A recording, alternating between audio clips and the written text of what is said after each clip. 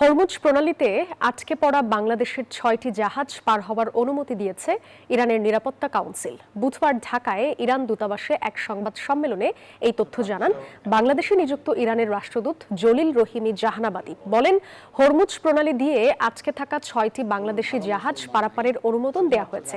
জাহাজগুলো নিরাপদে ফিরিয়ে আনতে উভয় পক্ষ কাজ করছে বলেও জানিয়েছেন তিনি। মধ্যপ্রাচ্যের চলমান পরিস্থিতি প্রসঙ্গে তিনি বলেন, বাংলাদেশ যুদ্ধ নিয়ে উদ্বেগ প্রকাশ করলেও যুক্তরাষ্ট্রের আগ্রাসনের বিষয়ে সুস্পষ্ট নিন্দা জানায়নি। এই বিষয়ে আক্ষেপ জানিয়ে স্পষ্ট অবস্থান দাবি করেন তিনি।